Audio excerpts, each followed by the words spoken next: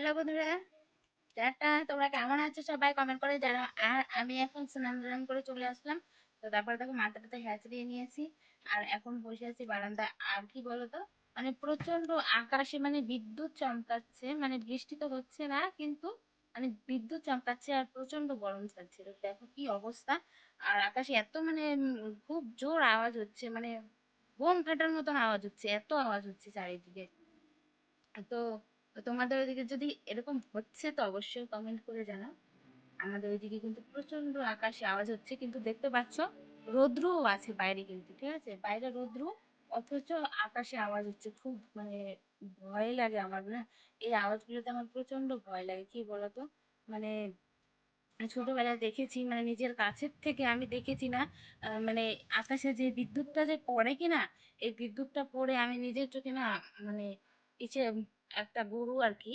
তো আমি গিয়েছিলাম আমার মানে মামার বাড়িতে, সেখানে তো সেখানে নদী আছে বিশাল বড়। তো বামুহা কলসি, সেখানে কিন্তু আমার মামার বাড়ি। তোমাদের যদি কারো আত্মীয় সেখানে থেকে দেখে তো অবশ্যই কমেন্ট করে জানাও, ঠিক আছে? তো বামুহা কলসি, সেখানে কিন্তু আমার মামার বাড়ি। আর সেখানে তো কত বড় নদী আছে তোমরা কিন্তু জানো, যারা যারা মানে চেনো সেই জায়গাটা, তারা তারা কিন্তু অবশ্যই জানো, ঠিক আছে? তো সেইখানে আমি মানে গিয়েছিলাম। আর সেইখানেই আমার মানে যে কাকা কাকিমা আছে তাদের সাথে, তো নদীতে গিয়েছিলাম। সেখানে মানে কাকা হচ্ছে পাট জাগ দিয়েছিল, তো পাট ছোলার জন্য গেছিলাম। ছোটবেলায় বেড়াতে গেছিলাম, তখন শখের বিষয়ে মানে পাট ছুলতে গেছিলাম, ঠিক আছে? আর পাট ছুলতে গিয়ে কি দেখলাম জানো বন্ধুরা, তো তারপর থেকে আমার মানে এত ভয় লাগে, কিছু মানে বলার নেই। তো সেই জন্য এখন আমি প্রচন্ড ভয় পাই সেই বিদ্যুৎ মানে চমকালে। তো তারপর যখন মানে গিয়েছি, সেখানে আমরা এক পাশে জলের মধ্যে পাট ছুলছি, হালকা গুড়ি গুড়ি বৃষ্টি হচ্ছে, আর এত জোর মানে আওয়াজ হচ্ছিল। তো ঠিক আছে, আর সেইখানে একেবারে কারেন্টের তারের মতো, মানে কারেন্টের জলের মতো যেরকম মানে ইসের মতো, কি বলবো, লতা পাতা শিকড় যেরকম হয় অনেকটা জায়গা জুড়ে একেবারে লম্বা হয়ে, আর জ্বলে উঠলো আলোর মতন, জ্বলে উঠে পুরো একবারে একটা গরু বাঁধা ছিল। তো মাঠে অনেকগুলো গরু বাঁধা ছিল, কিন্তু ওই একটা গরুই মানে সেই বেচারাটা মানে একটা বয়স্ক মহিলা, তাকে একজন দিয়েছিল, তার কিচ্ছু নেই ওই গরু বেচারা, ঠিক আছে? তো এত মাঠে গরু বাঁধা ছিল, কিন্তু তা সত্ত্বেও কি হলো বলো তো, এত মাঠে গরু বা ছাগল বাঁধা ছিল, তো তারা বড় লোক হোক, কিন্তু যাই হোক, বড় লোক হোক আর গরিবই হোক, কিন্তু কোনো একটা পশু এভাবে কষ্ট পেয়ে মরে যাওয়াটা সবাই খারাপ লাগে, ঠিক আছে? তো আমার এত খারাপ লেগেছে। আমরা এই পাশে হয়তো আমরা আরেকটু কাছে থাকলে, ওর কাছে থাকলে আমরাও বাঁচতাম না, ঠিক আছে? তো গরুটা আমাদের থেকে মনে করো 15 হাত, 15 হাত দূরে ছিল। আর সেইখানে এত মানে এভাবে কারেন্টের মানে যেখানটা যে এলো একবারে গরুর শরীরের মধ্যে, গরুর শরীরের মধ্যে গরুটা ওভাবে দাঁড়িয়ে থাকলো, জানো বন্ধুরা? যেভাবে মানে ও মাঠে ঘাস খাচ্ছিল, সেভাবেই কিন্তু দাঁড়িয়ে থাকলো, আর সেইভাবেই গরুটা মানে মারাও গেছে। তো আমি মানে বুঝতে পারি যে গরুটা মরে গেছে। কিছুক্ষণ পরে যখন গরুর মানে লোকটা নিতে এসেছে গরুটা, তো তখন দেখে যে গরুটা নাড়াচাড়া করছে না, কিচ্ছু না, যে মানে শুয়েছে, ধাক্কা এভাবে ধাক্কা দিয়েছে, আর তখন গরুটা ঠাস হয়ে পড়ে মারা গেল। বলতে আগেই মরে গেছিল, কিন্তু পরে পড়ে গেল, ঠিক আছে? তো মহিলাটা খুব কান্না করছিল যে তাকে একজন দিয়েছে আর এভাবে মারা গেল, তার কিচ্ছু নেই গরুটা। দেখো আকাশের অবস্থা। আওয়াজ কি পেলে তোমরা? প্রচন্ড আওয়াজ, প্রচন্ড আওয়াজ হচ্ছে, প্রচন্ড। তো মানে বৃষ্টি হচ্ছে না, আর এদিকে ধানের জমিতে জলের কত দরকার, তো ধানের জমিতে জল দিতে পারছি না, কারণ বেশি নেই লোক নিয়ে যাওয়ার, ঠিক আছে? তোমাদের দাদা ভাই একা মানুষ, কি থেকে কি করবে একলা হাতে, আমি এদিকে বাড়িতে থাকি, তো বাড়ির দিকে তখন শোনা করতে না।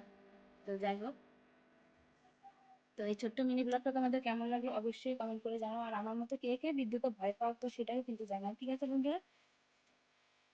তো এদিকে বাড়িতে বসে থাকি, আর বসে বসে আমাদের এই ছোট্ট পুচকুগুলোর দেখাশোনা করতে হয় কিন্তু আমাকে, কারণ ওদের এখন ভীষণ ভয়। কি বলতো, আকাশে থেকে কাক আসে, কাকে এসে ধরে নিয়ে যেতে চায়। তো যখন কাক আসে তখন কাক তাড়াতে হয়, আবার এদিক থেকে কুকুর আসে, কুকুরকে তাড়াতে হয়, আবার শিয়াল আসে ওদিক জঙ্গল থেকে, শিয়ালকে তাড়াতে হয়। তারপরে বেজি আসে, জানো বন্ধুরা এত কিছু আসে। আর কয়েকটা হাঁসের বাচ্চা নিয়েছি। তো কি করবো, গরিব মানুষ হলে তো জানোই কি কি না করতে হয়। তো ভাবি এটা করি ওটা করি, এটা করি ওটা করি, কিছুই করে ওঠা হয়ে ওঠে না। তো তো এদেরকে সারাদিন আমার পাহারা দিতে দিতেই শেষ দিন রাত পার হয়ে যায়।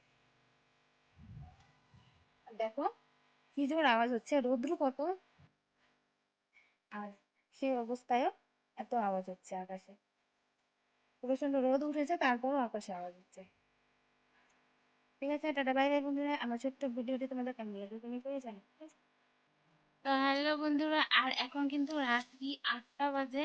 আর 8টার সময় কিন্তু মানে রান্না বান্না হলো আর কি, ঠিক আছে? তো এখন রান্না কমপ্লিট করে আজকে রান্না করে খেতে বসে, সেটা দেখো দেখো কত একদম অন্ধকার লাগছে, মনে হচ্ছে কালী ঠাকুরের মতো একদম কালো কুচকুচে দেখতে কিরম লাগছে।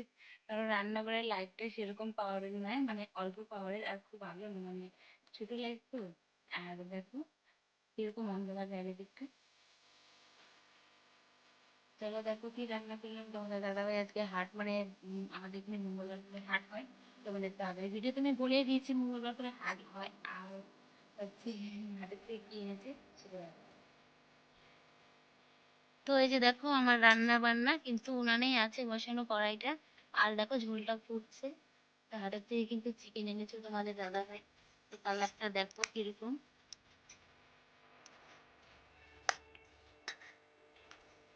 তো দেখছো বন্ধুরা রাতে কি রান্না করলাম। তো গরম গরম ঝাল ঝাল লাল লাল কিন্তু চিকেন রান্না করে দিয়েছি। দেখো কালারটা দেখে মনে হচ্ছে না যে মানে খেয়ে ফেলি, কত সুন্দর লাগছে ও, দারুণ লাগে। আমার তো চিকেন খেতে ভালোই লাগে, তোমাদের কেমন লাগে অবশ্যই কমেন্ট করে জানো, ঠিক আছে বন্ধুরা? দেখো হেভি হয়েছে কালারটা, কত সুন্দর লাগছে। তো যাই হোক, আজকের ছোট্ট ভিডিওটি ব্লগটি কিন্তু এই পর্যন্তই থাকছে, ঠিক আছে বন্ধুরা?